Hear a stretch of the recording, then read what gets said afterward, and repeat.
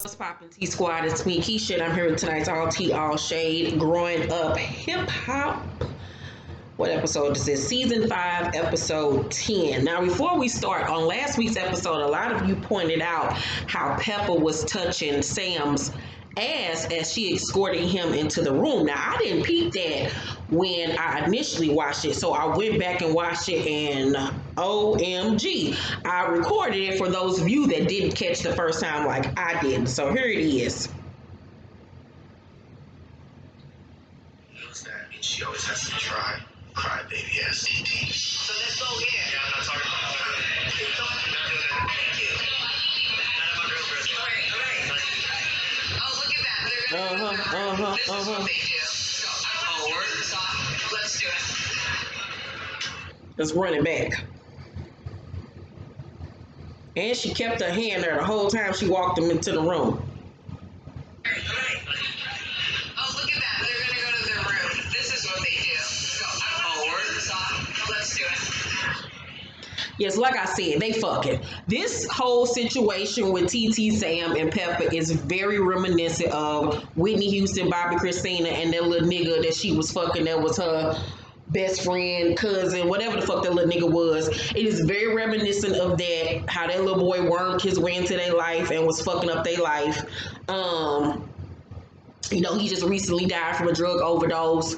I really do, after reading y'all comments, think that he probably is Pepper's supplier. He fucking Pepper. It's something ain't right over there with this whole situation. That little boy is a demon seed. He is the devil. Something ain't right with that little boy. He is very manipulative. He is a sociopath. And it's low-key very creepy to watch this play out on television because I don't see this ending well. Like, this don't sit well in my spirit. Like, this just ain't no like ha ha he he for reality television. This little boy is a problem. Like, nope.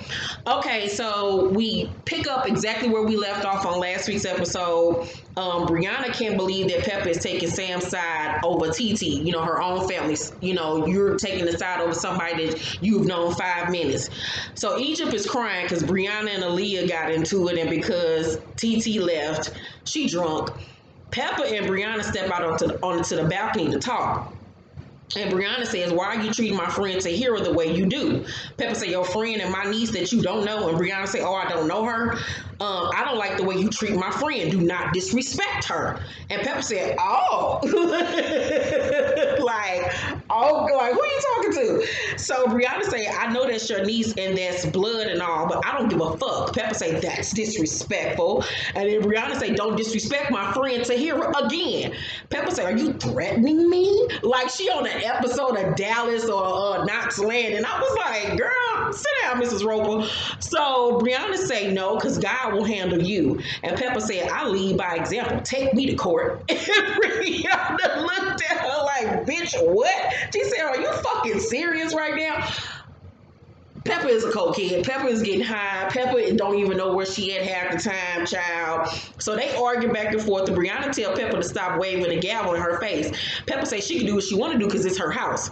Then at some point she end up slamming the gavel down and then flex like she want to fight or something. And do I think that Pepper can probably fight? I think that she can fight. I think she can get a couple of good hits in on Brianna because that bitch is like she been fighting her whole motherfucking life. Now I don't know if she can move like she used to, but she like she can throw something. Brianna say, you're ridiculous. Grow up. And Pepper couldn't do nothing but look like the fuck. Child, it was that shit was funny as hell to me, but Pepper is ridiculous. Pepper is a cokehead. Pepper is fucking her daughter, man. Girl, Pepper is just the worst. But like when she said God gonna handle you, yeah, God is gonna get your ass and get you good. So Vanessa asked JoJo who's in Tanice's wedding party when they're over to his house. He says that she didn't want to burden them and asked him to be in the wedding. Now we all know that's a lie because she already said in her confessional she didn't want them in her wedding, period. Vanessa is confused because she made it known that she wanted to be in the wedding. Now see, once again, this is my problem with Tanise. She says one thing but really means another, and that's that's gonna cause problems with her, with this family, because it's gonna come across like she's a liar. But it seems to me like she doesn't like to be confrontational. She tries to avoid confrontation, but it also can come across like you're a liar. So she needs to be very careful with that. Um, so Vanessa tells Angela and JoJo she got offered a movie with Master P, and that he took Romeo. That he said that she took Romeo's words the wrong way. Angela like, girl, ain't nobody buying that shit because she hasn't heard from JoJo. JoJo hasn't reached out to say it was a miscommunication, nothing like that. Like, girl, you heard it right. So JoJo said, you know, he was gonna talk over you and be biased. So it seems like JoJo never really liked Master P, and Master P never really liked JoJo ass. They tell her not to talk to Romeo, but she's dead set on confronting him about everything that he said. Sam tells Tyran he doesn't want drama and that TT is the one keeping up the drama. He says that he emptied out his bank account to get Egypt that ring. Use a lie. Because didn't he say that? What? How did he say he got that money? He didn't say how he got the money. Remember, he said that he had $5,000 and then he only spent $900 on the ring. So where the rest of the money go? So you're lying. So Egypt and Pepper come in the kitchen. Her drunk ass want a Bloody Mary. It's like, this bitch. So Sam wants to hold a family meeting so he can clear everything up with TT.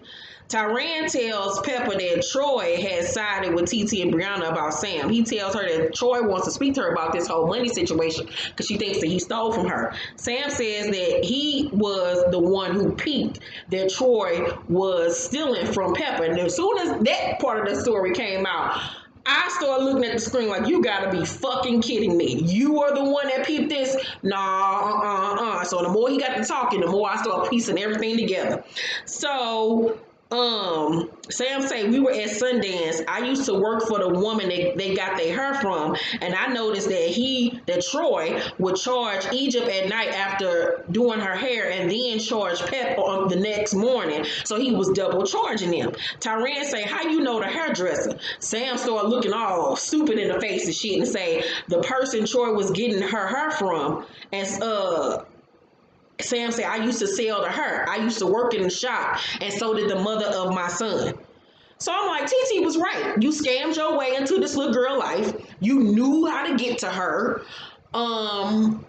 This whole thing with pushing Troy out of this whole circle is because you knew that Troy was just a person away from your baby mama, and you didn't want your baby mama and Troy to link up so she could be able to tell this man the truth about you. So you decided to push Troy out of the picture. So that's one less person you have to have on your back. You did it to Troy. You did it to Brianna. Now you're doing it to TT. Tyran, you next. Tyran, you are fucking next.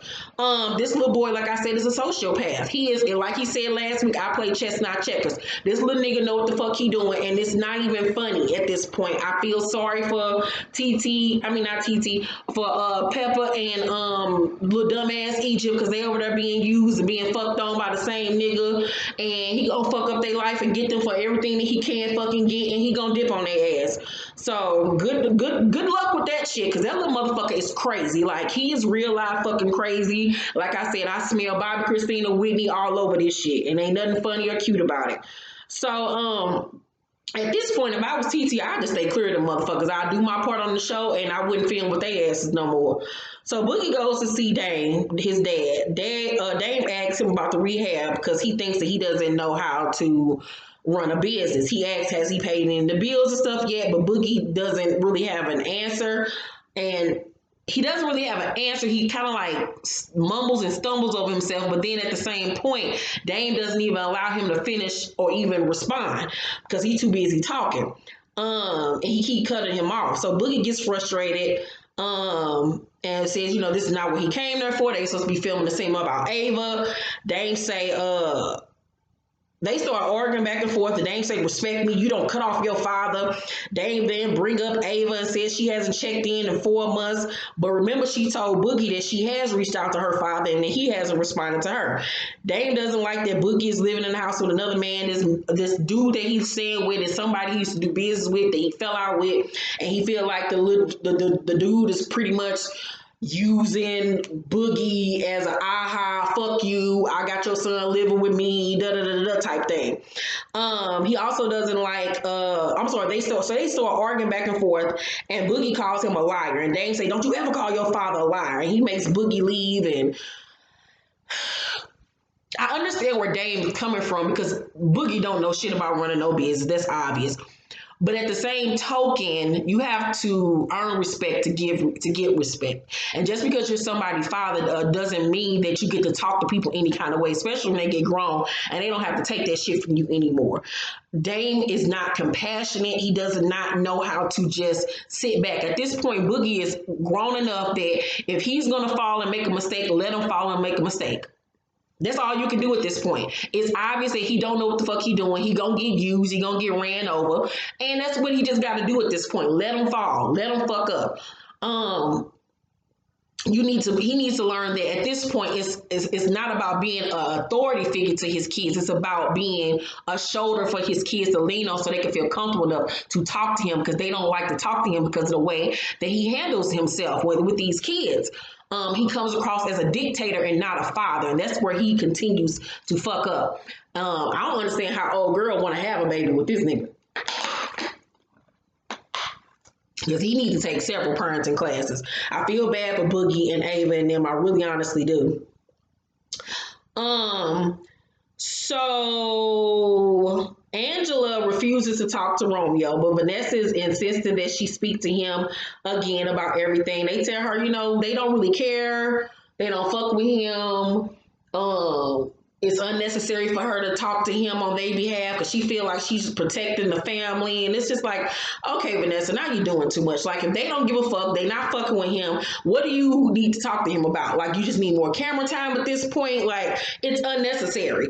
And she feeling like they not backing or supporting her. But this honestly has nothing to do with you. You told us what he said. I confronted him. It's over. Like, at this point. So TT, Boogie, Tyran, and Brianna meet up. They discuss Egypt's party, and TT brings up Sam manipulating Pepper in Egypt, and Brianna say, didn't she just buy him a car?